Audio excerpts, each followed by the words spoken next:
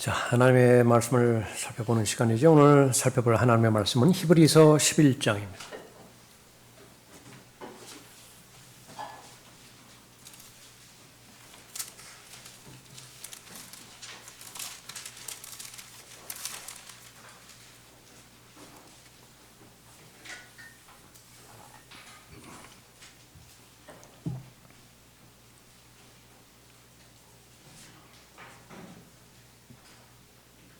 히브리서 11장 8절부터 10절까지 받들어 읽겠습니다.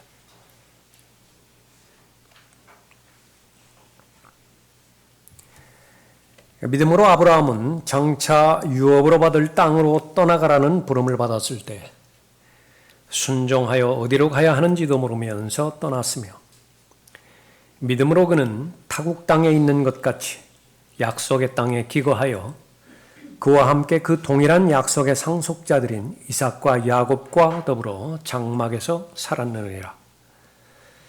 이는 그가 기초들이 있는 한 도성을 기다렸음이니 그것을 세우시고 만드신 분은 하나님이시니라. 기도하겠습니다. 은혜 베풀어 주시는 아버지 하나님 앞에 감사를 드립니다. 저희들의 생명을 주관하시고 또 저희들의 삶을 주관하시는 가운데 가장 좋은 것만을 주시는 아버지 하나님께서 오늘 이 시간을 통해서도 말씀을 통하여 가장 가치 있고 또 하나님께서 기뻐하시는 믿음에 대하여 말씀해 주시고 가르쳐 주실 텐데, 저희들이 하나님 앞에 감사함으로 또 순종함으로 인해서 그 가르침을 잘 받기를 원합니다. 잘 배우는 하나님의 자녀들을 통하여 말씀을 통하여 이루시고자 하는 하나님의 일들을 이루시고 또 맺으시고자 하는 열매들을 잘 맺으시어서 하나님께서 기뻐하시고 또 영광 받으시는 아름다운 시간으로 인도해 주시길 원합니다. 들을 수 있는 귀를 허락해 주시고 또 깨달을 수 있는 마음을 허락해 주시며 순종할 수 있는 아름다운 순종을 허락하여 주셔서 마귀가 어떤 형태로든지 시간 공격하지 못하도록 보호해 주시길 원합니다. 저를 주님 손에 의탁드릴 때에 이 시간을 통해서 하나님께서 영광 받아 주십시오. 주 예수 그리스도의 이름으로 기도드렸습니다. 아멘.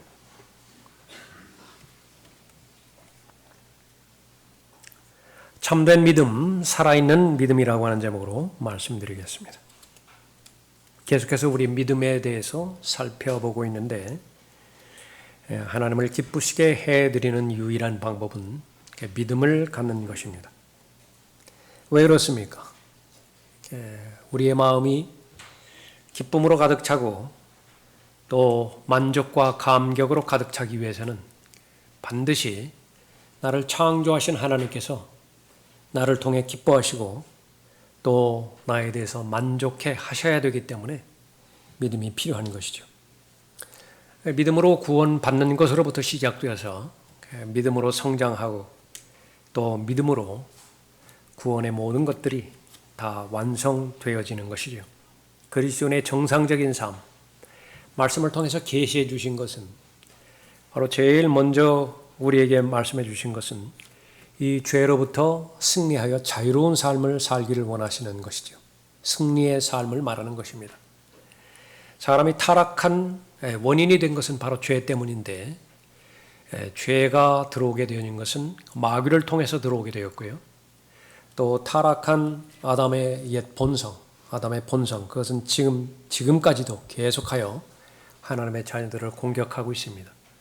또 그 모든 부분들에 대해서 세상의 풍조가 일조하고 있는 것이죠. 그 부분으로부터 승리를 할 때에 진정한 의미에서 내가 구원받았다라고 하는 사실을 아는 것입니다. 죄에 대해서 계속 패배하고 육신의 정욕대로 행하고 있고 또 세상에 발맞추기 위해서 세상을 부러워하고 더 나아가서 세상을 사랑한다라고 한다면 구원받은 것을 알지를 못해요.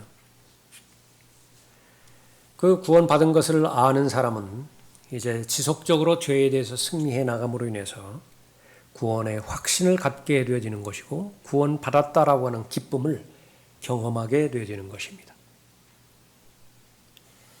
하나님의 말씀을 통해서 나의 정체성을 알려주시는데 알기 쉽게 그림으로 알려주신 것이 포도나무와 가지의 그림이죠. 예수님을 포도나무에 비유를 했다라고 한다면 예수님으로부터 구원받게 되는 모든 그리스도인은 가지에 포도나무에 붙어 있는 가지라고 말씀하는 것입니다. 예수님은 창조주이니까 목적을 가지고 계시지요. 목적 없이 창조된 피조물은 아무것도 없습니다. 그 피조물이 가장 만족스러울 때, 가치 있을 때는 만들어진 목적대로 행할 때입니다. 그리스도 안에 있는 새로운 피조물, 그것은 예수 그리스도 안에 있는 새로운 피조물이라고 명명하시면서 하나님의 뜻을 실행하고 하나님의 뜻을 준행하는데 그 의미가 있다 말씀하시죠. 가지의 목적은 하나밖에 없습니다. 열매 맺는 그 목적이죠. 믿음이 있을 때에 우리는 정상적인 열매를 맺는 것입니다. 그 열매 맺는 비결은 바로 교제에 있는데 아들의 신분을 그래서 알려주셨어요. 하나님과 나와의 관계, 그것은 아들의 신분을 주셨다 말씀하십니다. 아들은 한 가지 목적입니다. 친밀한 아버지와의 교제예요.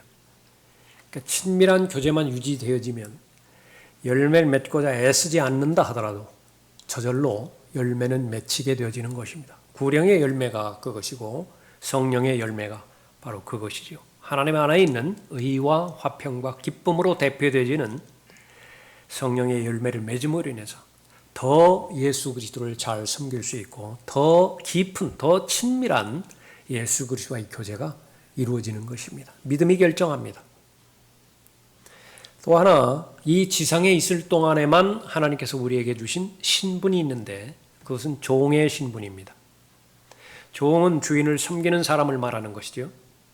이제 우리가 들림받아 올라가게 되어지면 이제는 이 지상에서 하나님께서 맡겨주셨던 예수 그리스도를 섬길 수 있는 그 종의 신분으로부터 벗어나게 되어집니다. 유일하게 구원받은 시점부터 우리가 들림받아 올라갈 그때까지 이 기간에만 맡겨주신 종의 신분이 유효하게 되어지는데 그것은 바로 청지기로서의 삶을 살아가는 삶을 말하는 것입니다. 주인을 섬기는 데 있어서 내가 스스로 돈 벌어서 주인을 섬기라고 결코 요구하지 않습니다. 주인을 섬기는 데 필요한 모든 자원은 하나님께서 이미 다 주신 것입니다. 건강과 체력부터 시작해서 정상적으로 사고할 수 있는 기능 그것이고요. 또 수많은 영적인 은사들, 재능들 역시 마찬가지입니다. 그러나 그 모든 것들이 많은 것들을 받았음에도 불구하고 전혀 하나님을 섬기지 못하고 청지기로서의 그 직분을 전혀 감당하지 못하고 주님을 만나보는 사람도 있고 또 주신 목적대로 청지기로서의 삶을 잘 실행하고 잘하였다 착하고 신실한 종이라고 하는 칭찬을 받고 주님을 만나보는 사람도 있죠. 차이는 무엇입니까? 믿음입니다. 믿음이 있느냐 없느냐. 그 믿음이 있으면 하나님을 기쁘시게 하는 것이고 하나님께서 나를 기쁘시게 하는 상황이라고 한다면 나는 더 이상 필요한 것이 없다고 말씀하십니다. 성경에는 죽은 믿음이 있고 살아있는 믿음이 있다라고 강조해서 말씀하십니다. 믿음에 대한 강조를 말씀하고 있는 것이죠. 오 허황된 사람아, 행함이 없는 믿음은 죽은 것인 줄 내가 알고자 하느냐? 물론 하나님께서 원하시는 것은 산 믿음, 살아있는 믿음, 참된 믿음을 원하는 것이죠.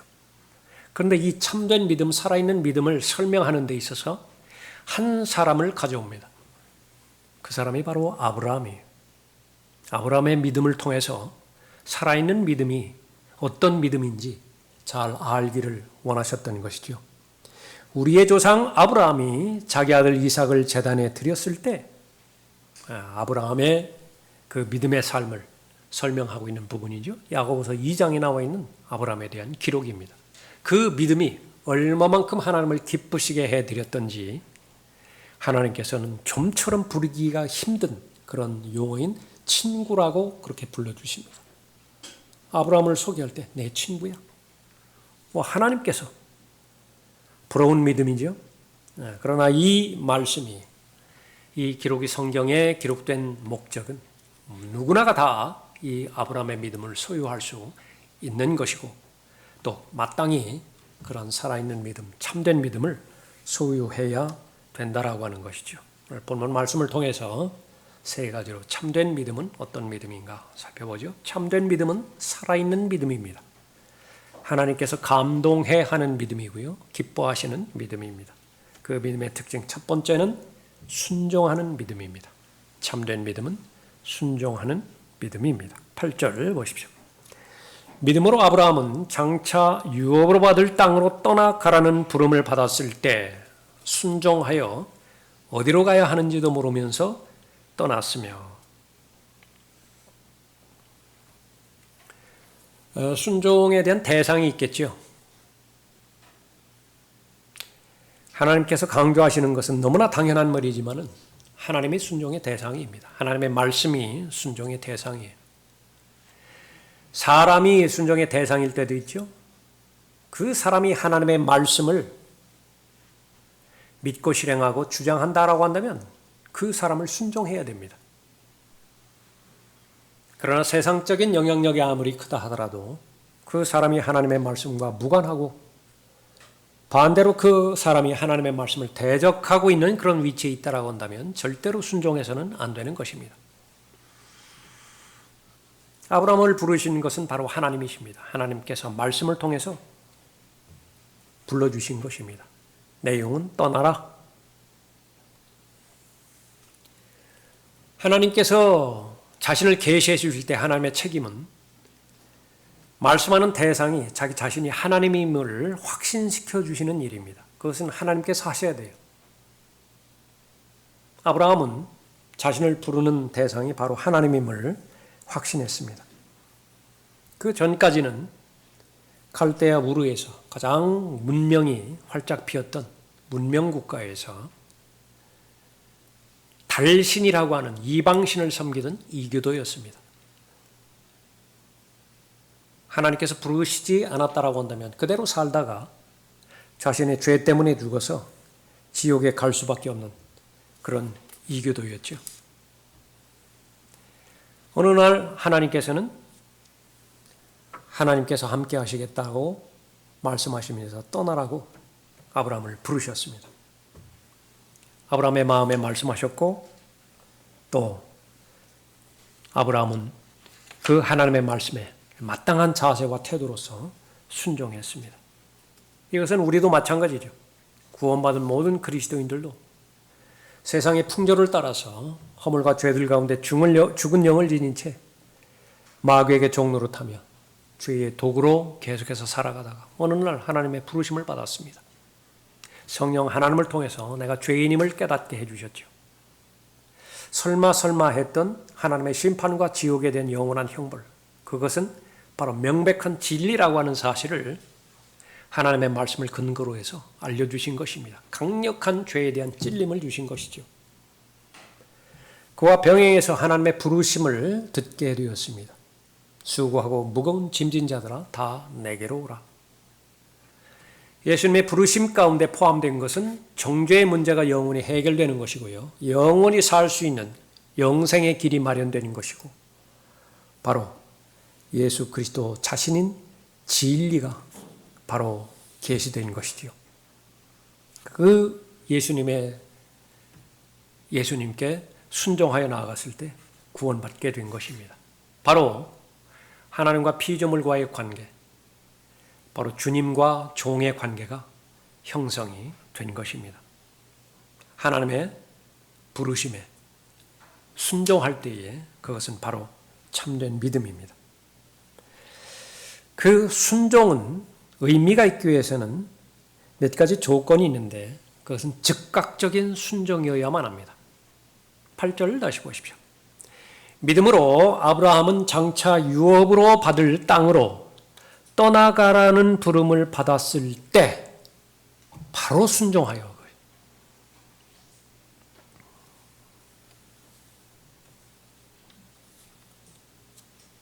아브라함이 주를 믿으니 주께서 그것을 그에게 의로 여기셨더라. 즉각적인 순종입니다. 그럴 때에 바로 구원이 이루어진 것이죠. 사람은 자기중심적이기 때문에 하나님의 부르심을 받았을 때 본능적으로 계산하게 되어 있습니다. 나에게 손해가 올 것인가? 그러지 않을 것인가? 하나님이 말씀하셨다라고 하는 사실 하나로 어디로 가는지도 몰라요. 계산하지 않고 아브라함은 떠났다라고 하는데 이 믿음이 하나님을 기쁘시게 하였습니다. 나중에 아는 것이지만은요, 계산하지 않고 믿을 수 있는 믿음, 순종할 수 있는 믿음은 복 중에 복입니다. 첫 번째 생각, 가장 중요합니다. 하나님께서 성령을 통해서 나에게 주신 그 생각, 그것을 2번 생각하죠. 그러면 내 중심적인 생각으로 그 믿음의 수준이 떨어지게 되어 있습니다. 3번 생각하죠. 4번 생각하죠. 그러면 세상의 관점이 들어오게 되었고 마지막에는 마귀의 생각이 들어오게 되는 것입니다.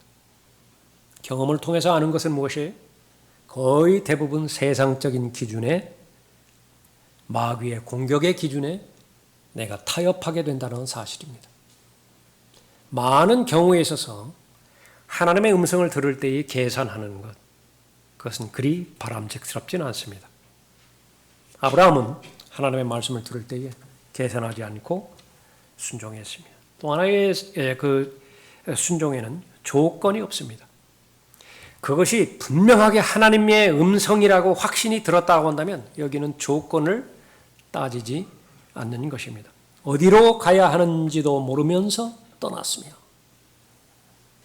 이것이 바로 참된 믿음, 살아있는 믿음을 정의하는 그런 말입니다. 이런 사람이 어디 있어요? 배우기를 덜 배웠겠습니까? 아브라함이 하나님의 부름을 받았을 때 75세였는데 인생에서 70년을 살았다고 한번 생각해 보세요.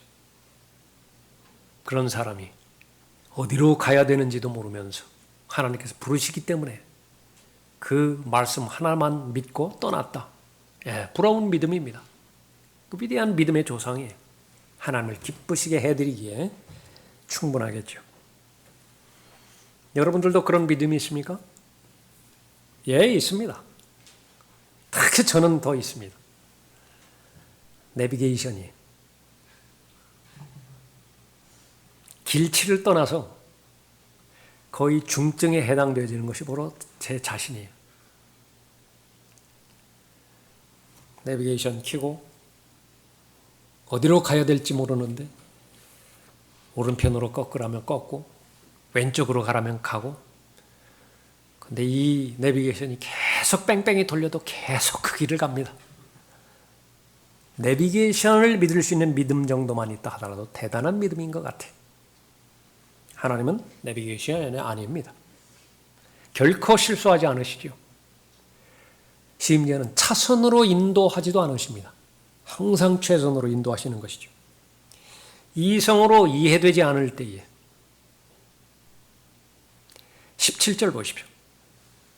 믿음으로 아브라함은 시험을 받을 때 이삭을 제물로 드렸으니 그 약속들을 받은 자가 그의 독생자를 드린 것이라. 아무리 생각해 본다 하더라도, 아무리 시간을 많이 가진다 하더라도 이건 이해가 안 돼요. 그런데 분명한 사실은 하나님께서 말씀하셨다는 사실입니다. 그거 하나만큼은 확고부동합니다.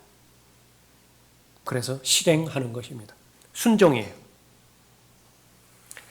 하나님께서는 모든 것에 대해서 다 이해하고 모든 것에 대해서 다 설득하는 그런 사람을 원하는 것이 아닙니다. 하나님께서 보여주지 않는 이유가 있어요. 하나님께서 내일 일을 미리 보여주시면요, 겁을 미리 집어먹고 나서는 사람이 아무도 없어요. 내일 일을 몰라야 됩니다. 그런 배경 가운데 하나가 바로 하나님만을 신뢰하라라고 하는 것이죠. 하나님께서 원하시는 사람, 주만 바라보는 사람입니다.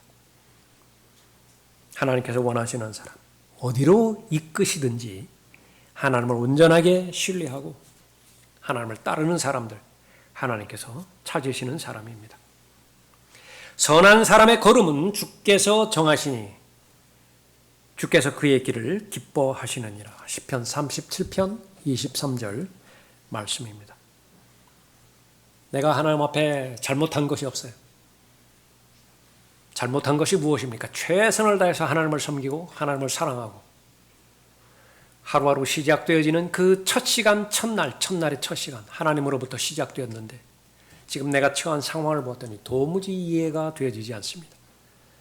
그렇게 하나님과의 친밀했던 관계가 심지어 하나님이 없는 것 같은 생각이 자꾸 들어요. 이 내 마음이 너무 못마땅하기 때문에 의지적으로 생각을 떨구어 버립니다. 한두 번 떨구어 버리면 이제 정상으로 돌아가야 될 텐데 이것이 너무 오랜 시간 동안 지속되어지는 거예요. 토로합니다. 자신의 마음을 토로해요.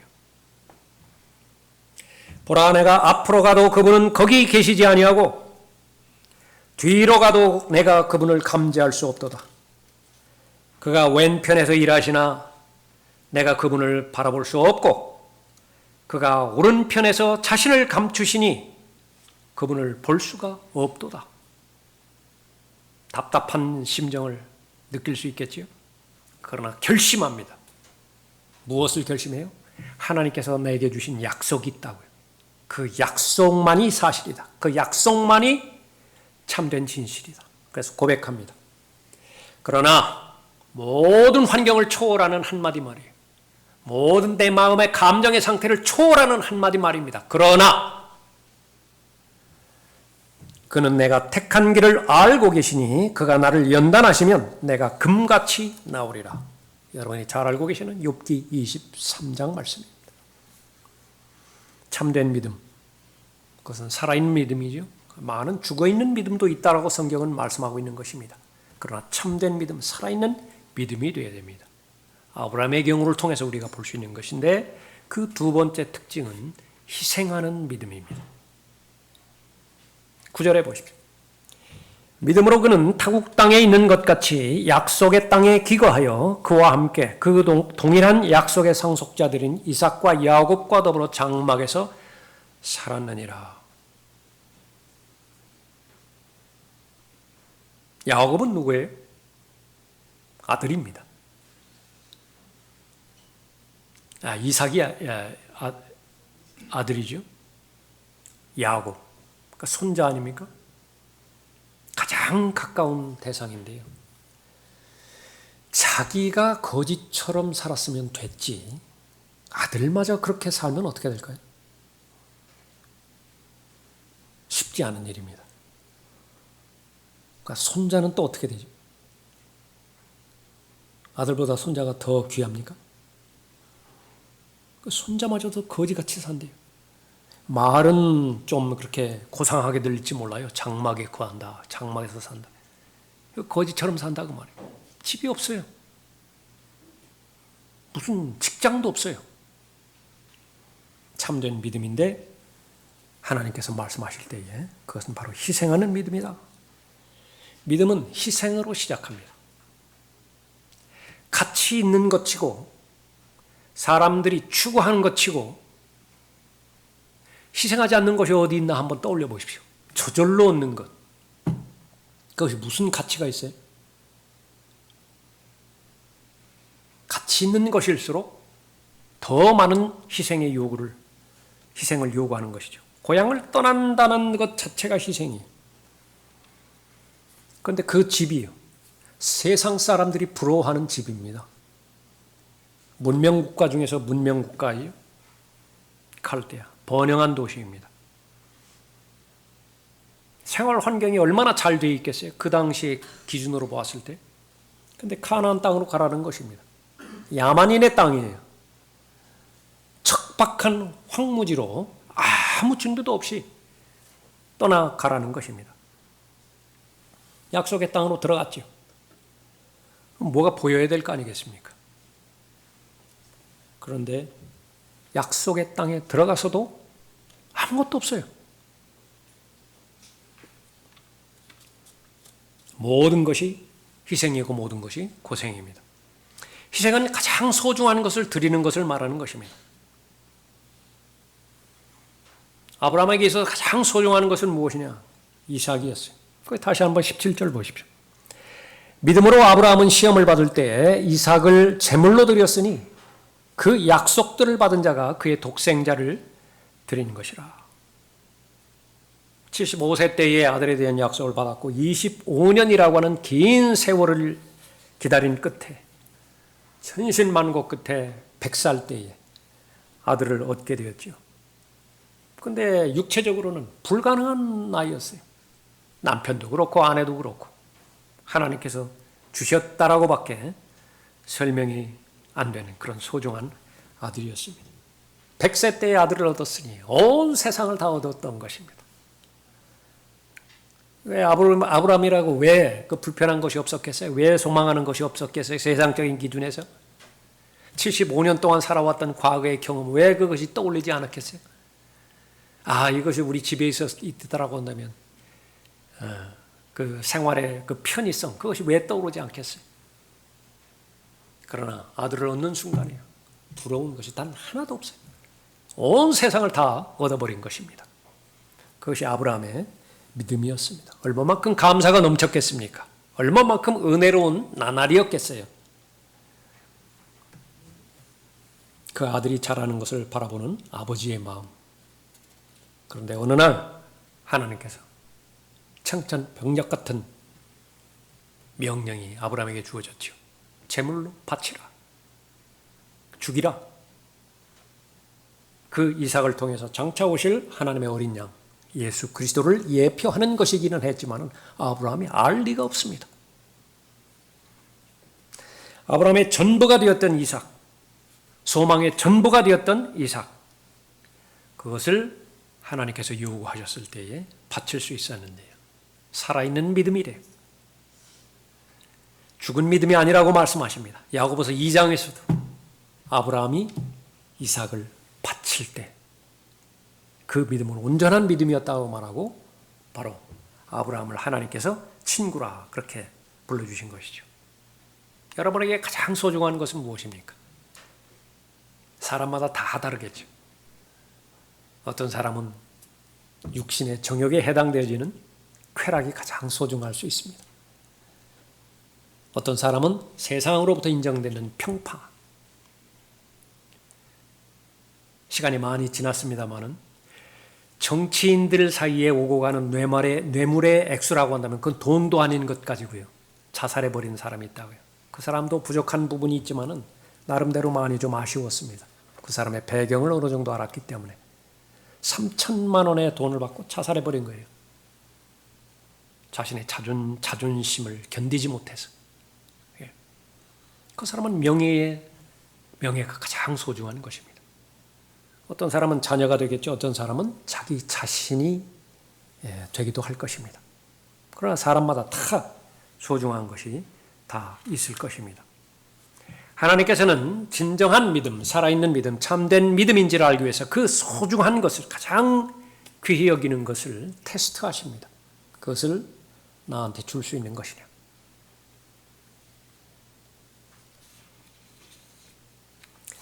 하나님 앞에 그 가장 소중한 것을 드릴 때에 사람 편에서는 희생이라고 생각합니다. 그러나 시간이 얼마 지나지 않아서 그 희생은 특권으로 바뀌게 되어지는 것을 경험으로 알게 되지요. 그것은 아무에게나 권장하지 않는 투자예요. 투자하라는 것입니다. 그런데 그것을 신뢰하지 못할 때 그 투자하는 것이 바로 손해보는 것, 희생하는 것이라고 잘못 알게 되죠. 하나님께서는 하나님의 자녀들을 아끼십니다. 단 1분의 시간도 헛되이 돌아가지 않게 하시는 분이 바로 하나님이시고요. 단 하나의 생각, 그것도 하나님의 영광을 위해서 창조적으로 쓰임받는 그런 하나님의 생각으로 그렇게 구비시켜 주시는 것이죠. 하나님 앞에 희생했더니 하나님께서는 되돌려 주시던가요? 예, 반드시 되돌려 보내십니다. 그러나 최소한 몇십 배예요. 수백 배, 최소한 1000% 수익을 보장해 주시죠. 우리가 기도하는 100배의 결실의 열매를 말하는 것입니다. 이삭 하나를 드렸더니 몇 명을 주셨어요? 민족 전체를 주셨어요. 한나가 사무엘 하나님 앞에 바쳤지요. 가장 귀한 그 기도로부터 응답받은 아들을 하나님 앞에 바쳤을 때 그 결과를 여러분은 다 잘 알고 계십니다.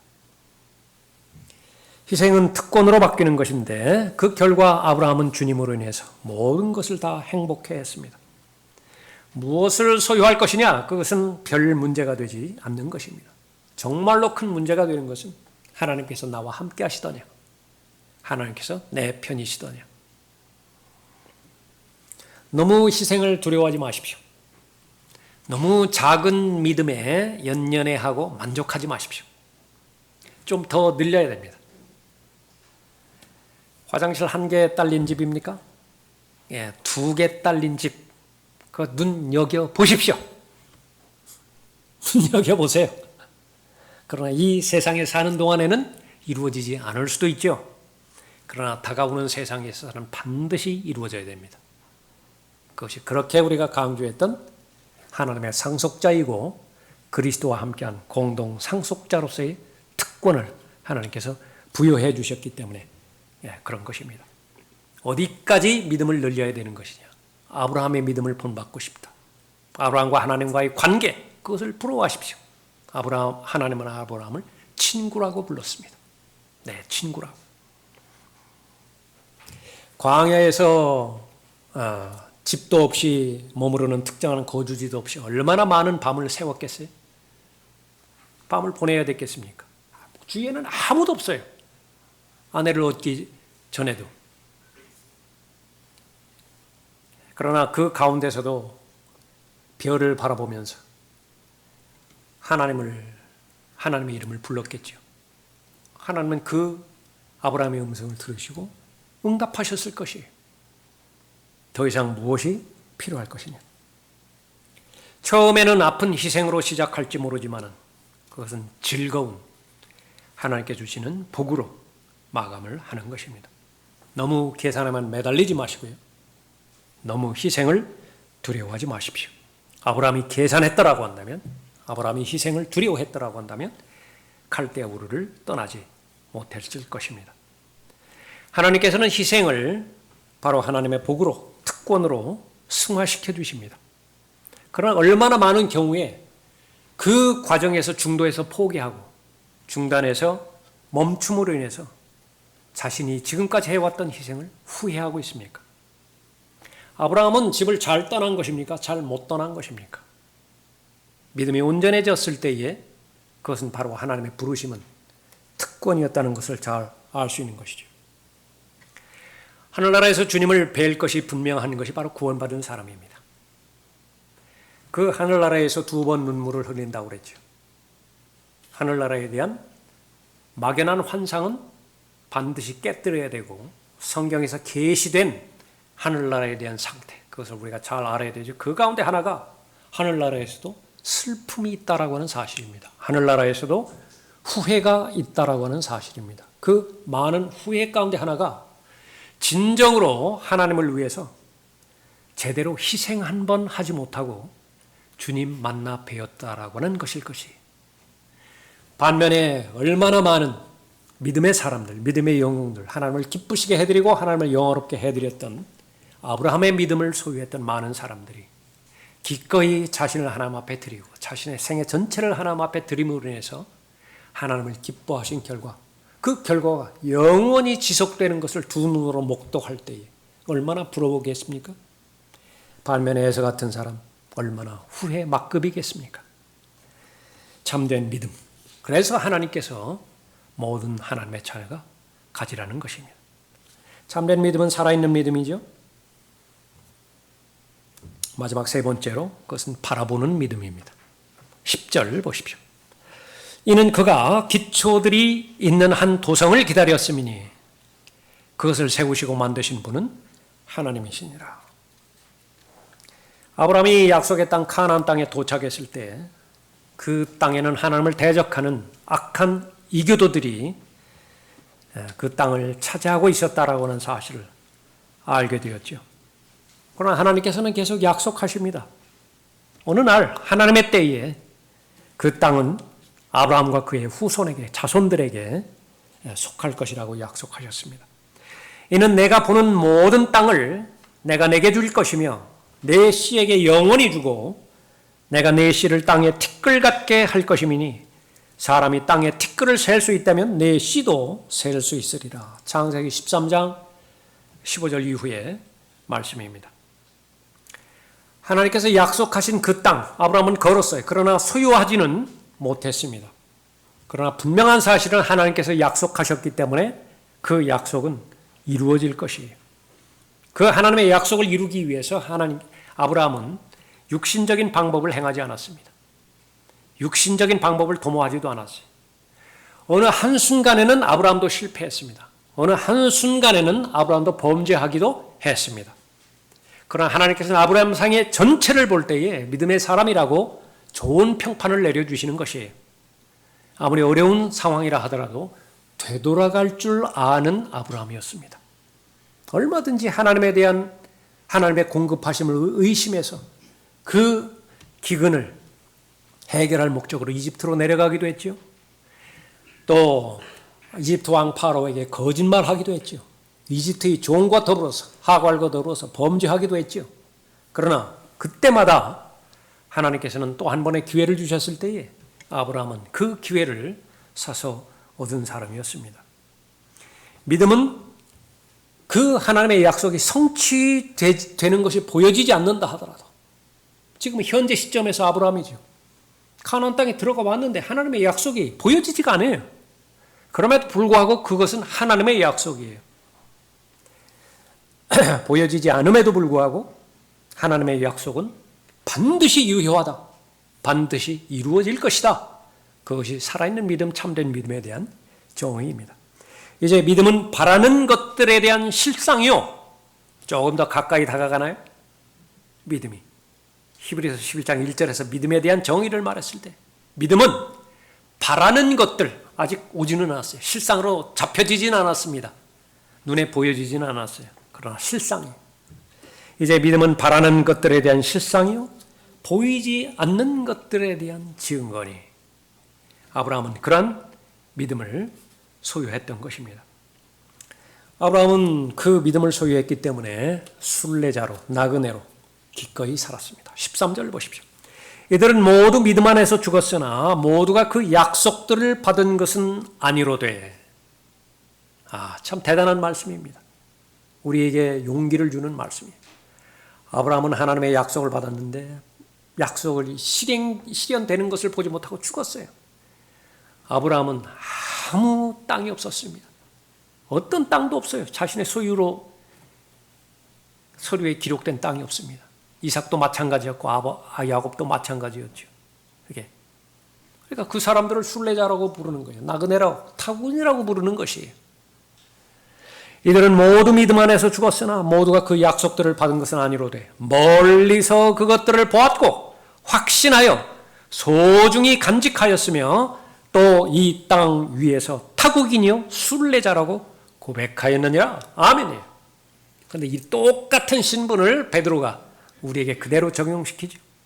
왕 같은 제사장이면서 동시에 너희들은 타국인이요 순례자요 나그네이다. 하나님의 성품에 참여한 자이면서 동시에 여전히 육신의 죄들을 몸 안에서 현실적으로 두 발을 이 땅 위에 딛고 살아가는 바로 타국인이라고 그렇게 말씀하고 있는 부분이죠. 그리스도인임을 말하고 있는 것입니다. 성경의 결과는 무엇입니까? 아브라함 믿었던 하나님, 죽은 자의 하나님이 아니라고 말하죠. 왜 그렇습니까? 하나님의 약속은 살아있기 때문에 아브라함은 반드시 자신에게 주어진 약속을 이제는 다가오는 세상에서 성취할 거예요. 이삭도 마찬가지고 야곱도 마찬가지예요. 그래서 산자들의 하나님이라 하나님을 그렇게 계시하고 있는 것입니다. 그리스도인은 타국인입니다. 그리스도인은 순례자입니다. 마땅히 바라봐야 되는 목표가 있는 사람이 순례자이죠. 여정이 정해져 있다고요. 그 목표와 여정이 없으면 백아본드입니다. 방랑자예요. 계속 방황만 하는 거예요. 민숙에서 살았던 사람들 목표가 되는 것은 죽음뿐입니다. 계속 자기 방향대로 가다가 한 사람 죽으면 장례지네요. 그러나 또 가는 것입니다. 언제까지 죽어요? 그 다음 사람 죽을 때까지. 죽으면 또 장례지네요. 그 다음에 또 계속 방황합니다. 그러나 그리스도인은 절대로 방랑자가 아닙니다. 방황하는 자가 아니 분명한 목적을 가지고 이 땅을 통과하는 순례자요 나그네입니다. 그러므로 너희가 그리스도와 함께 살아났으면 위에 있는 것들을 구하라. 골로새서 3장 1절 말씀이죠. 그러므로 역시 위대한 한마디입니다. 십자가에 달린 예수 그리스도께서 이루신 그 위대한 구원 사역, 구속 사역, 그것은 완벽하게 다 끝난 것이지요. 그것이 나에게 진리가 되기 위해서는 그러므로가 필요합니다. 그것이 나에게 진리가 된다면 그러므로 너희가 그리스도와 함께 살아났으면 위에 있는 것들을 구하라. 거기에는 그리스도께서 하나님의 오른편에 앉아 계시느니라. 위에 있는 것들에 너희 마음을 두고 땅에 있는 것들에 마음을 두지 말라. 눈에 보여지는 것, 손에 잡혀지는 것. 그러니까 너무 골똘히 보면, 집착해서 보면 나중에 많이 아픕니다. 손에 잡히는 것. 이거 적당히 쥐고 있어야지. 이걸 놓치지 않을 작정으로 꼭 쥐고 있으면요, 결국 놔야 할 때 상당히 많은 고통이 따릅니다. 무엇을 말하는 거예요? 목적과 수단 분명히 하라. 구원받지 못했을 때는 목적은 하나였습니다. 이 세상이 목적이었죠. 아는 것이 이 세상뿐이니까. 이 세상이 하나뿐이었는데 이 세상을 구성하고 있는 것, 그건 모두가 다 부러움의 대상이에요. 이 세상은 무엇으로 구성되어 있어요? 돈으로 이루어졌잖아요. 명예로 이루어졌잖아요. 세상의 평판으로 이루어졌잖아요. 하나도 놓치고 싶지 않다고요. 그것을 위해서라고 한다면 나의 가장 소중한 하나님께서 보시는 관계라 하더라도 기꺼이 기탄 없이 배신해버릴 수 있다고요. 그것이 타락한 인간입니다. 그러나 이제는 달라요. 그리스도 안에 있는 새로운 피조물, 예수 그리스도와 함께 살아난 그리스도 안에 있는 새로운 피조물이라고 한다면 이제는 바로 바라보는 대상을 바꿔야 된다. 목적과 수단을 정립해야 된다. 이 세상에 있는 것들을 향유하라. 마음껏 향유하라. 그러나 목적으로 삼지만 말라. 수단으로 삼으라. 어떤 목적이죠? 하나님을 기쁘시게 해드리는 복된 생애를 살아가는, 하나님께서 영광 받으시는 복된 삶을 살아가는 그 목적을 위해서 마음껏 쓰라. 필요하면 구하라. 하나님께서 주시겠다고 약속하신 것이죠. 마땅히 바라보아야 되는 것을 바라보지 못하면 오는 세상을 기다리지 못하게 되어 있습니다. 복된 마음은 내일을 바라보는 마음이에요. 복된 마음이라고 하는 것은 바로 예수 그리스도를 기다리는 소망을 견고히 가지고 있는 사람이죠. 타국인과 순례자의 삶은 하나님의 공급하심을 믿는 삶을 말하는 것입니다. 아브라함은 얼마나 많이 이동했겠어요? 얼마나 많이 이곳저곳으로 여행했겠습니까? 편하지만은 않았겠죠. 아브라함의 생애를 공부하면 많은 승리의 때가 있었지만은 실패의 때도 있었어요. 조금 전에 살펴봤지만은 기쁨의 때도 있고 슬픔의 때도 있습니다. 의로운 때도 있었고 반역의 때도 있었던 것이에요. 믿음의 때도 있었지만은 그러나 어리석은 짓을 할 때도 있었어요. 낯선 땅에서 순례자로 살았지만은 모든 필요를 하나님께 의뢰했던 아브라함의 믿음이었습니다.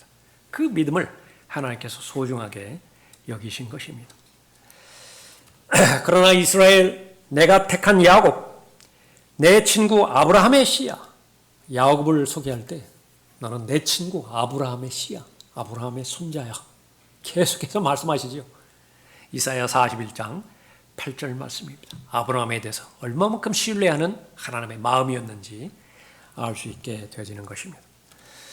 믿음의 삶을 살아갈 때는 정상을 살아갈 때도 있고요. 깊은 골짜기로 내려갈 때도 있습니다. 그러나 어디에 있든지 믿음의 사람은 항상 하나님께로 다시 되돌아오게 되어지는 것입니다. 참된 믿음, 시간이 아무리 많이 흘러도, 환경이 아무리 많이 바뀌어도 하나님께서는 적어도 나에 대한 하나님의 공급은, 하나님께서 나를 대하시는 것은 최선으로 대하신다라고 하는 사실을 내가 아는 것입니다. 믿음이 주는 힘인 것입니다. 여러분의 믿음은 살아있는 믿음입니까? 죽은 믿음입니까? 왜 살아있는 믿음이 아니겠어요? 그러나 우리는 이 수준의 믿음에서 만족하지 않고 더 큰 믿음을 원하죠. 더 견고한, 흔들리지 않는 더 견고한 믿음을 원하는 것이죠. 하나님께서는 권면하십니다. 아브라함을 보라. 아브라함 우리와 똑같이 실패도 많이 하고 좌절도 했습니다. 심지어 더 나아가서 범죄도 하기도 했어요. 그러나 항상 하나님 한 분만을 바라보았죠. 그것은 아브라함의 믿음, 그것은 하나님께서 말씀하신 것이 분명하다라고 한다면 순종하는 믿음이었습니다. 계산하지 않았고요. 말씀하신 대로 즉각적으로 순종하는 믿음이었습니다. 그 믿음이 고귀한 것이니만큼 희생이 따르지 않는, 또 대가가 따르지 않는 순종은 존재하지 않습니다. 그러나 하나님께서 그 첫 번째 과정을 믿음으로 행한 결과 우리의 마음을 변화시켜서 마땅히 바라야 되는 믿음의 본질을 보여주시죠. 희생이라고 생각했던 모든 것들은 다 특권이었습니다. 그것은 세상이 부러워할 수 있는 투자였어요. 영원히 지속되어지는 투자였습니다. 그 하나님에 대한 믿음, 그것은 바로 목적과 수단을 분명하게 분별할 수 있는 분별력을 주셨지요. 이 세상에 대한 해석, 이것은 다가오는 세상을 준비하는 그런 수단입니다. 과정입니다. 하나님께서 아브라함을 순례자라고, 타국인이라고, 나그네라고 그렇게 불러주셨을 때에 동의했습니다. 거부하지 않았어요. 본토인이라고, 원주민이라고 그렇게 떼쓰지 않았습니다. 하나님께서 약속하신 그것 바라보고 계속해서 하루하루를 주님을 신뢰하고 나갔던 믿음이죠. 하나님의 말씀에 기록되었고 영원토록 그 믿음은 대표적으로 믿음의 조상으로 기록된 것입니다. 여러분도 아브라함의 믿음을 본받고 아브라함의 믿음을 소유하기를 하나님께서 원하시는 것입니다. 기도하겠습니다. 은혜로우시고 자비로우신 아버지 하나님, 하나님께서 원하시는 사람은 믿음 있는 사람을 원하시는 것인데 하나님의 존재하시는 것을 믿을 수 있는 믿음과 하나님을 열심히 섬기는 자들에게 하나님께서 보상하시는 하나님이심을 마땅히 믿는 그런 현실적인 믿음을 소유하는 믿음입니다. 그 믿음을 아브라함의 예를 통해서 저희들에게 오늘 보여주셨습니다. 모두가 다 아브라함의 믿음을 소유하고 또 하나님께서 인정하시는, 기뻐하시는 그런 믿음을 소유함으로 인해서 한 번뿐이 없는 이 지상에서의 삶이 가장 만족스럽고 가장 가치 있는 그런 삶이 되어줄 수 있도록 복 주시길 원합니다. 주 예수 그리스도의 이름으로 기도드렸습니다. 아멘. 다 같이 일어나시겠습니다.